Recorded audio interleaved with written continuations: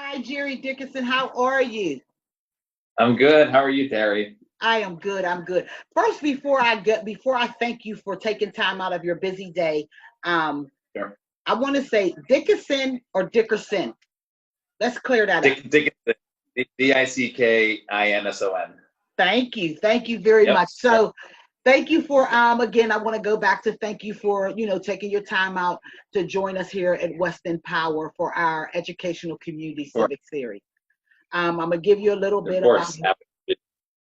Good, good. I'm gonna give you a little bit about who we are and what we do. 6 years ago or so, we noticed that there was a need in our community for knowledge of the importance of our local offices and what they do, because of the fact, as you know, that they affect our lives 365 days a year. So Yep. local, so yeah, so we started, just going to communities and educating ourselves about the who, the what, the where, and the why. So that's who we are. We are nonpartisan. And before I go any further, I am recording, so I wanted to let you know Mhm. that as well. Okay. So Cool. yeah. So again, I want to tell you, my dog is here. She got her stitches out. So if the mailman comes, I'm going to try to hurry up, put it up on mute. But yeah, so I wanted to ask you. I invited you so you can give your perspective on educating our community about local offices. So let's just start off with, who are you? Yeah. Thanks, Terry, again for having me on the show. And so I'm Jerry Dickinson. I'm the candidate for Congress here in the 18th congressional district, and I'm a law professor at the University of Pittsburgh. I'm a human rights activist, a community advocate, and I've stepped away from some of those roles to run for Congress. So I'm born and raised Pittsburgher, came out of the Allegheny County foster care system, and grew up in a large foster home out in the North Hills, and left the city for a number of years, and then moved back with my daughter, and I, and we live in Swissvale here in the district, and we have another baby on the way, a daughter in August as well. So to complete, we got a dog named Denzel. So we're all here. Yeah. Congratulations on the new bundle of joy coming in. Congratulations. Yeah. I, Thank you. um, so I want to. Can you explain to us and educate us on what is the role of a congressman compared to school board or state rep or city council? What is the role of that office? Yeah. Yeah, absolutely. So you have the state level offices in Pennsylvania. You have Allegheny County Council. So, for example, Liv Bennett, right? And then you have state House representatives such as Summer Lee and Sari Norato. You have state senators, and then obviously you have mayors, and then the county executive as well. And then once you get past the states, you have the federal offices. And so in Congress, you have two chambers. One is the House. The other one is the Senate. And so I'm running for the House of Representatives, and that role is a legislative role. So we make laws, we draft laws on behalf of the people to benefit the health, safety, and public welfare of the people. And so everything regarding criminal justice reform or housing related issues or healthcare related issues, congressmen and women actually draft these laws. They put them into law, and then they affect and regulate people and how we actually get access to basic needs. And it's a very important role, and it affects people all across Pennsylvania, but also all across the United States. So I think it's important to know that the laws that I will be passing in January 2021 as the next congressman, they affect not only folks in Pittsburgh, but they'll affect folks in Chicago and Louisiana and other places all across the United States. Well, you broke that down for us. Thank you very much for that, because that's Yeah. what it's all about, is educating about what communities is affected, who is affected, what states are affected. So I'm glad you brought up it also affects prison reform. So let me ask you, what do you believe at the federal level could be done to get privatization out of our prisons? Right now, there's I always want to go back to the example of our young queen, that they had took all the feminine hygienes away from the women, and she had an accident on her cycle, and they actually put her in segregated housing. They put her in the SHU, the hole. The whole. So Yeah. yeah. So what do you think should be done or could be done at the federal level to fix some of these injustices? Yes. And so, as you know, criminal justice reform is a huge platform piece for me. It's very personal. Having grown up in a foster home with a lot of brothers and sisters who have cycled in and out of poverty and incarceration for decades on end, and I've spent the vast majority of my adulthood life, and before that, spending time writing hundreds and thousands of letters back and forth between me and my brothers who have been incarcerated, in dealing with those issues, including solitary confinement. A 12-by-7 box of sorts, and you're in there for 23 hours a day, and it has mental health impacts on folks whenever you spend that much time in the hole, as you said, the hole, the box. And I too have been inside the prison walls, actually working alongside my brother's correctional officers and even wardens, trying to get fair treatment for them, rehabilitation and other such things. So I have a very personalized experience with the criminal justice system, the prison system, and I think that it's helping me understand how we can influence policy. So I've always thought you influence policy by actually going into the communities where people are affected by these issues, and then you're able to understand those issues better and then make a decision on how to actually legislate. And so for me, for prison reform, especially privatization of prisons, solitary confinement at the federal level in Congress, there's multiple ways to do this. One way is, and I've said this on the campaign trail and I'll continue to say it, is to ban solitary confinement across the board at the federal level. So in every federal prison, right, no forms of solitary confinement. The First Step Act, which is a recent piece of legislation by Congress, did ban solitary confinement for juveniles. However, they did not expand that for everyone in federal prison. And so what I would do is have a bill, and I'd actually try and pass that bill to ban solitary confinement at the federal level. What that would do is most states typically will follow what Congress and the federal government does. So they'll say, wow, the federal government, Congress, they banned solitary confinement. Maybe we should do that at the state level in Pennsylvania. And you'll see across the board these states that'll just start banning solitary confinement. And we can imagine what that does. All the money we waste by throwing bodies behind bars and throw them into the box and the bin and all that stuff, we could use then those resources that are freed up for rehabilitation to actually assist and not throw. I mean, it's inhumane, as you just said with that primary example, inhumane to throw women and men behind bars in the box like that. It's not right. So that's one way that we could do that. The other thing is that privatization of prisons should be banned outright. We're not, we shouldn't be in the business of profiting off of bodies.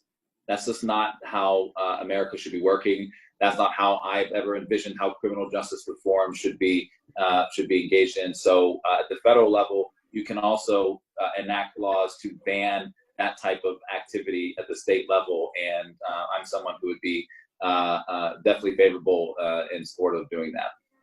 Wow, yeah, I'm glad you that was a powerful answer, because I'm glad that you had stated that you did have the experience of going in, seeing firsthand, because of your loved one that's in there, trying to set some foundation for when he come home. Because I know that maybe I think it was like last summer there was a drive to send all of our state reps to go visit a prison. So we all asked them to go visit a prison. And I can tell you that on several conversations afterwards, they have changed their vision, their outlook, they will never have that vision of what they thought jail was and prison was. So thank you for that. Thank you for that. Yeah, for sure. So I want to ask you, a lot of in district, first, what district? You said you were District 18? Oh yeah, so the 18th congressional district, which makes up all the city of Pittsburgh, all the neighborhoods in the city of Pittsburgh, all 90 plus, and then it's the outlying eastern and southern boroughs. So everywhere from Bridgeville to South Fayette to Upper St. Clair, Baldwin, all the way down to the Mon Valley, Elizabeth Township, and then back up to Plum and Monroeville and Wilkinsburg as well. So it's a huge district, and one of the biggest, actually, population-wise in the state of Pennsylvania. Okay. So let me ask you this, because I'm sure you may have heard. I know I have heard over the years of forgotten communities. So so what should be a menu being taken, being formatted, and what formula should be used to take that saying out? The forgotten. We live in a forgotten community, or that community is a forgotten community. What needs to be done at a federal level to take that language off the radar? Yeah, I like to use the language equitable and inclusive. Okay. That's the language that, as legislators, we should be using when we're talking about revitalizing communities, right? And I think of it as community empowerment, and not a top-down approach to how you revitalize communities. So we've seen this all throughout the district, because when we started this campaign, we set out on an ambitious effort to get into every single borough municipality in the district, all 55 boroughs or 55 plus, and then all the neighborhoods in the city of Pittsburgh. And so from Bridgeville to Glassport to Monroeville to McKeesport, we were everywhere. And by February, we actually completed that task of getting just before coronavirus hit.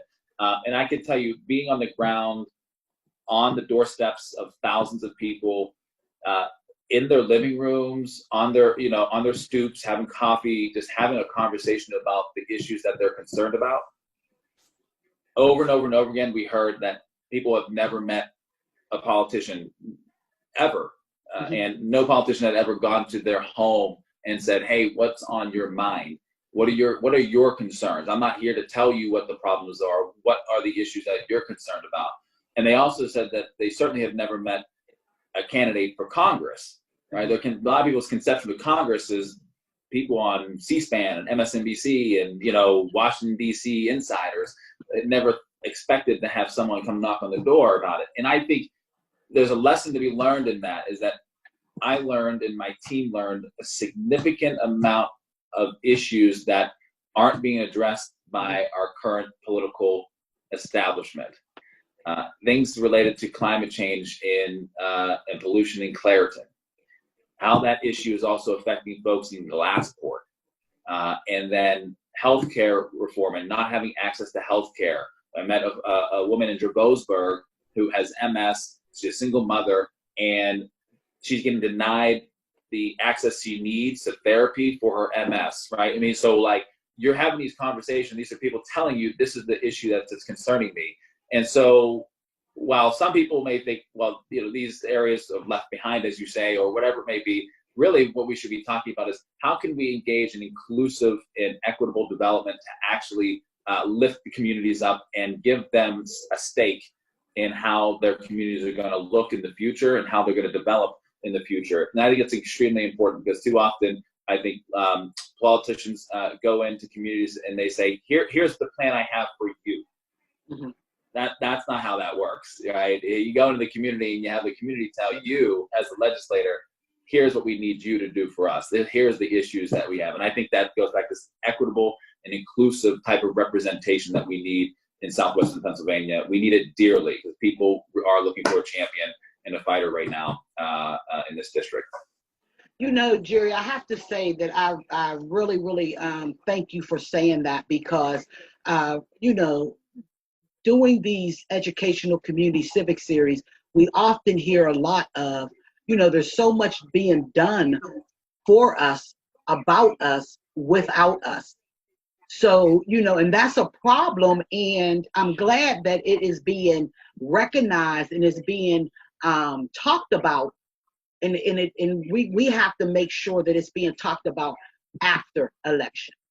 So that's the whole thing with Western Power. So I'm glad you brought that up. I'm really glad you brought that up, because that is one of the main things that our issues are.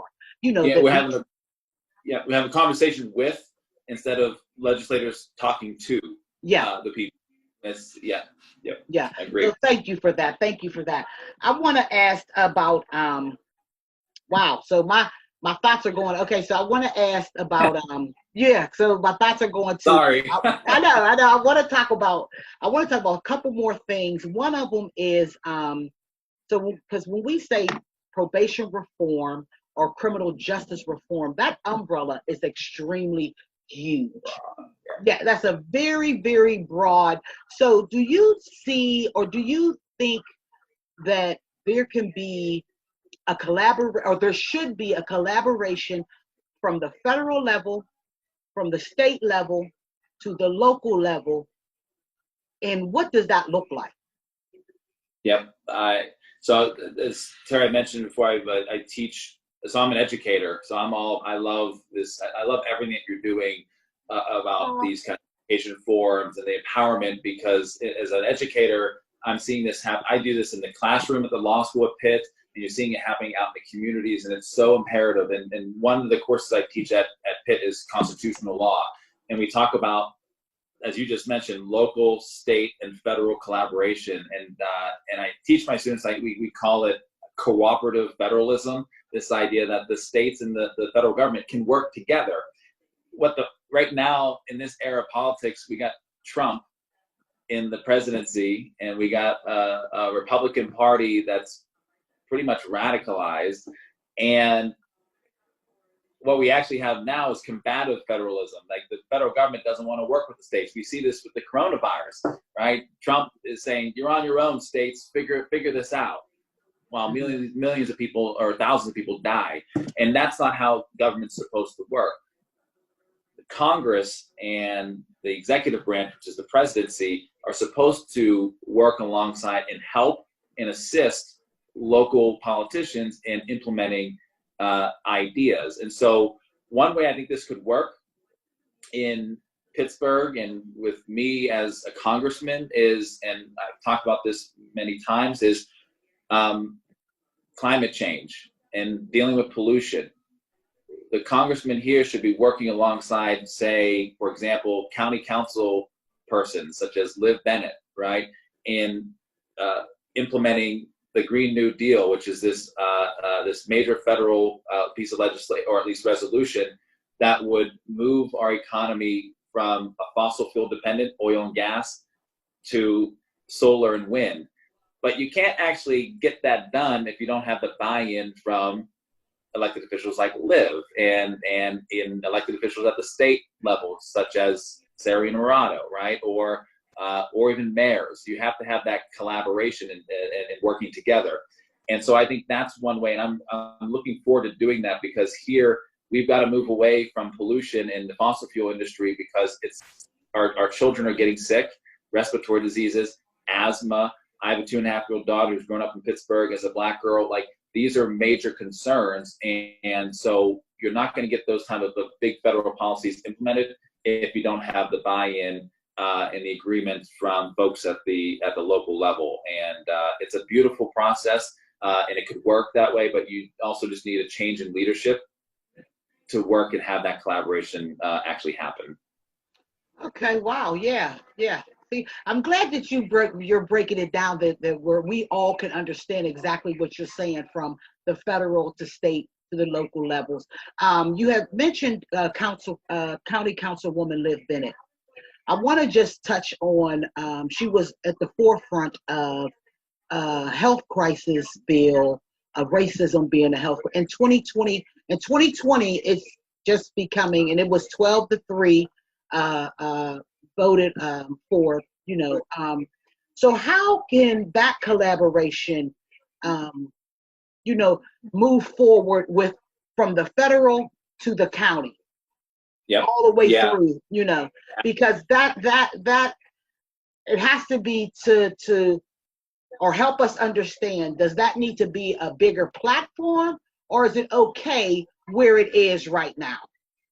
No, I think this is where kind of the grassroots evolution of activism starts at the grassroots community level, and then it percolates to the local elected officials like Liv, who says, now let's put this piece of legislation into place and let's declare racism as a public health crisis.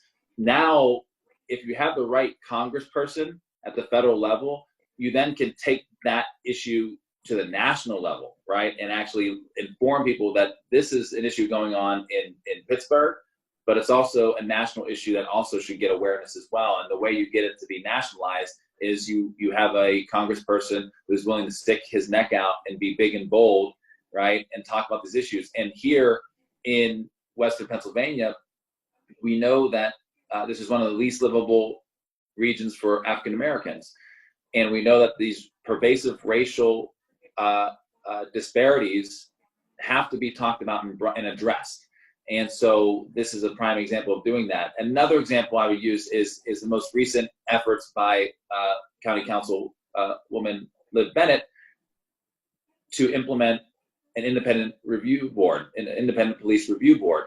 There's a way to collaborate here with the federal government, with the congressperson, because the congressperson can enact legislation that will incentivize other local municipalities to also create independent police review boards. What that means is that then you have more accountability, a balance between prosecution and police actions, and it brings justice to those who have been wronged by certain types of police encounters. And I think that's an extraordinary, amazing opportunity, and I look forward to doing that type of collaboration with the county council and also other municipalities in this district in coming and creating these types of programs. And at the end of the day, as I mentioned, holding police accountable for, there's certain, not all police are bad, but the ones that act in bad faith or at least engage in unlawful actions should be held accountable by an independent police review board that has community members, right? The formerly incarcerated, those who have been in the system, understand these problems and issues, family who have been affected by police shootings, right? That's who should be helping inform these independent police review boards. And at the federal level, I would be looking forward to incentivizing more municipalities to do the same thing. Wow. So you actually went into my next question, because my next question was, what should at the federal level be doing to collaborate with, because in Pittsburgh, Pennsylvania, we have some powerful activists. We have some powerful community leaders. We have some powerful people on the ground doing a lot of work. And so basically you went into how you would like to see, or how it should be done from the federal level, collaborating with local activists and community leaders, and not depending on marches and shutting streets down and just to be heard, Right. So what direction or what door should be open at the federal level that activists or communities that they feel they have been wronged, or what door should be open that, hey, let's call this person, let's call these people, let's get this done, and we don't have to shut down the city so what does that look like?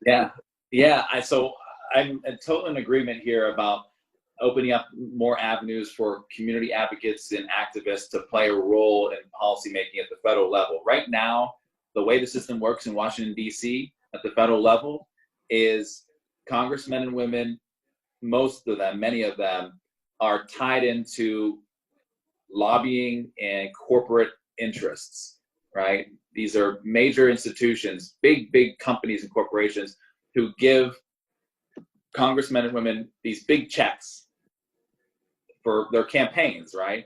And one may think it's human nature at that point when someone gives you $5,000, right, and then they ask you to do something for them, right? And big corporations that are doing that and asking you to do the bidding on their behalf, you don't have a whole lot of room as a congressperson then to do the bidding on behalf of the people, right? And that's the biggest issue we have in Congress right now, is that the influence of corporate money. You get corporate money out of politics and you don't take big checks from those big corporations, then you can actually, as a legislator, you can go to the community and say, hey, what are the issues and how should I be engaging in actually policymaking? But then also those community members, the people, become your ear in terms of what's the issues and how do I do this? And I think it's extremely important. In other words, far too many congresspersons are in the boardrooms with, powerful people, and those powerful people are telling what congresspersons should do.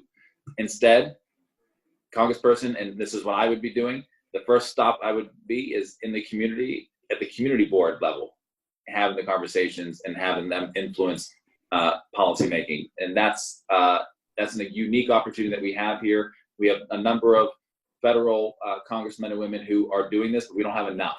And we have an extraordinary opportunity to do that here in Western Pennsylvania.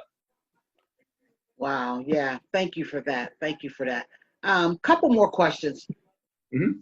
So you had mentioned that, you have a beautiful young daughter, and then you have another young lady on the way, yeah. Black children. Then you talked about the environmental and our air quality, and how that looks with kids. Once you get asthma, now you have to miss school. And so, is that something at the federal level? And I want to ask about the money going all evenly throughout our school district. So can you explain to us, does that come from the federal level, or is that not the federal level's arena? Yeah. So in Pennsylvania, school education, and I say this unfortunately, is school education, public education is the way that's resourced is through property taxes. Mm-hmm. Everybody, people pay property taxes in Swissvale and then city of Pittsburgh and other places, and those property taxes go to the school board and go to the local municipality, and that's how they provide the books and the cost to pay teachers. What's missing from that equation is that it doesn't have to be just property taxes at the local level that fund our schools, because we know that system is set up for de facto segregation. Yeah. If you live in one area that's wealthier and looks very different than another area of the city, then your education opportunities may be different, right? This has happening all across the United States, it's not just here in Pittsburgh, mm-hmm. in Pennsylvania. So the federal government, I think, has a huge role to play in, as I would say, equitable education. We want equal access to resources for everyone, and we want them to be able to use that money equally. So for me, at the federal level, I like to call this capacity building. We actually provide the resources so in a school district that has issues pertaining to low teacher performance, as one thing might be an issue, or low literacy rates amongst students. Well, the federal government should be able to help identify those issues and then push money, federal dollars, into those communities to train teachers, right? To provide more resources to allow for literacy rates to be better. And so, yes, the federal government has a huge role to play in that. And as a future congressman, that is something that would be extremely important for me. Money for, say, the Head Start program, so that we can get dollars into these communities and to have access to the resources that students need to be able to have equal opportunity to get an education. And right now, unfortunately, the federal government under the Trump administration doesn't provide much in funding, or at least they're trying to cut funding to the local and state governments. And that's a huge concern for me, and I think for a lot of people right now. Right, right. Thank you for that. Yeah, because I think that a lot of us, where we are right now as a country, I think that what we're doing to stay calm and at peace is just to look forward, you know, because if we focus on where we are and what's going on, you're constantly angry, you know. So it's just better to just move forward or to look forward. So well, and the other thing too on the education piece, and I think this is really important. We put out an African American policy platform of what I would be doing as a congressperson to address many of the issues. And we were talking about education, the school to prison pipeline in Pittsburgh. We experienced this. My foster and adoptive siblings, some of us have been removed from the foster home and going straight into Schumann Center, or removed from public schools and going straight into Schumann Center or juvenile detentions. And that's happening disproportionately in this region to Black girls and Black boys. And so there's a clear problem with, at an early age, Black girls and Black boys being held in custody by police or being referred to police. And that's a structural problem with our education system. That shouldn't be the case. No one at that young of an age, in middle school or high school, should be referred to the police and having that type of interaction that then oftentimes leads to a cycle of going from school to the prison system, juvenile detention, and elsewhere. That's a huge concern, and it's affected people in my family. And so we go back to the education at the federal versus local level. One thing that we can do at the federal level is to provide funding and incentivize school districts to stop doing this, right? So if you say to the school district, here's some money that will help you with other aspects of your educational, your education system, so long as you mitigate and stop police officers from holding kids in custody, right, and referring them and arresting them and then sending them off to jail or whatever it may be. That's a powerful tool that you have to use. The question becomes, do you have a congressperson who understands those issues and then is willing to fight for them at the federal level and get those resources to these local municipalities? Wow. Yeah. Thank you for that. Thank you for that. So winding down, can you tell us when is the deadline for registration to vote? When is the primaries? When is let me see. When is how to get their mail-in ballot, and what do they have to do? Yeah. So the registration to register to vote, the deadline has passed. I believe it was just a few days ago here in Pennsylvania, and that I think it was the 17th. And so that registration deadline is now, it's passed. And so now what people have to do, at least it's on the 18th, I'm sorry, today, the 18th. And so what people now can do, those who are registered to vote, who have registered as either a Democrat or Republican, whoever it may be, or as independent, whatever it is, now it's actually getting access to the ballot to vote. And so there's a couple ways to do this. One is you can go online to votespa.com and you can apply for a mail-in ballot, or you can apply for an application. And the county office will receive that application, and then what they'll do, they'll send the application to your doorstep. And the county has also taken the initiative to send those out by default. So everyone's going to receive this application. You receive the application, and then you have to fill it out. So you have to state your name and your address, where you live, and then you have to sign off on that document. Then folks have to actually, so it's a kind of a two-step process. You have to send that application back in to the elections office. They receive that application, and then the elections office will send the ballot, the actual voting ballot, to be able to actually vote for Jerry Dickinson, right? No. Am I allowed to do that? Yeah, I can do it. So you receive the ballot, you vote for who you want to vote for, and then you have to send that ballot back into the election office in order for it to be counted as a vote. And so it's a two-step process that I think it's important for everyone to know about. And so that's really important. They know about that. The election is going to be held on June 2nd.